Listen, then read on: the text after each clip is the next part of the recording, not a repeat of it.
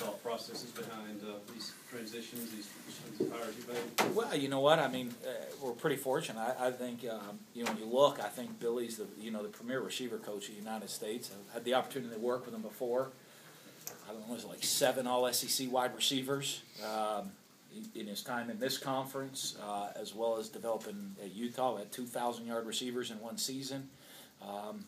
Just about everywhere he's gone, his receivers have broke records. So, the opportunity to get the best receiver coach in the country is huge.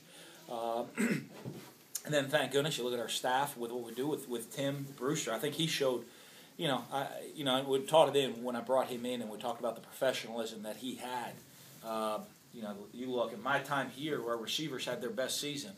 That was his first season as a receiver coach, and it's why he was a great head football coach, why he's been a great assistant coach in both college and the NFL, and the opportunity now for us. I think everybody, I'm sure you guys write all about it. You'll be writing about it all the time. Hey, the tight ends are going to have a bigger role in the offense, and just in how the makeup of our personnel fits, that the tight ends will probably have a bigger role this year. Here's a guy that's coached Pro Bowl tight ends. We get that experience to do that. So just when we had the opportunity to make this and put the staff together this way, it was kind of a no-brainer. When did you first contact Billy? When did I first contact Billy? I know. Back in 19. No, for this job. Sorry. Billy and I talk all the time. Okay. It's not so. It was something. It was something that we discussed, and I said, with where we were, weren't going to do anything till after signing day. Especially as recruiting moves forward. Yeah. I know where he was, and being at Illinois, and Tim Beckman's a good friend of mine. I know with a lot of staffs, there's a lot of, people make some changes right before signing day and all that stuff. I'm not a big fan of doing that, and so kind of waited. And it was a thought, boy, we could have the opportunity to have this plan come together. I was going to wait till after signing day, so it might have caused it to fall apart. You didn't know how it was going to all react to it. Yeah. But when we got after signing day, had the opportunity to go look at things, evaluate things, and had the chance to put it together this way, we were really excited. So it's more of a Billy's available, let's go get him, as opposed to just we're looking to make a move. And that was it. It wasn't that we were trying to stir and change things up right there. I thought, like I said, but the opportunity when I talked to Bill and he said, "Hey, I'd be really interested."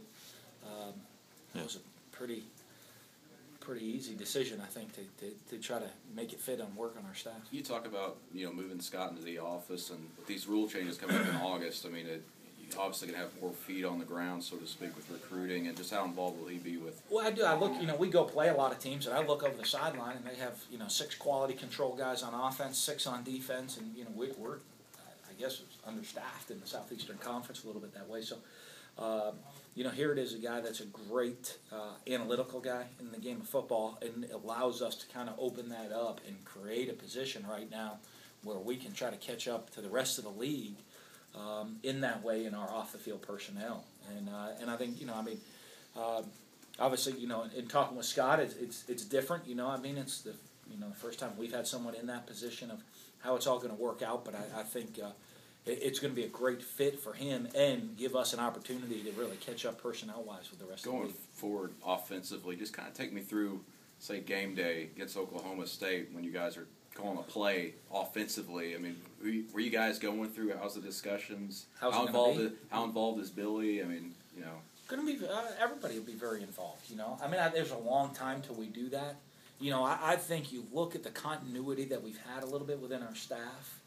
I think it really just makes everything the same way. We'll see how that goes.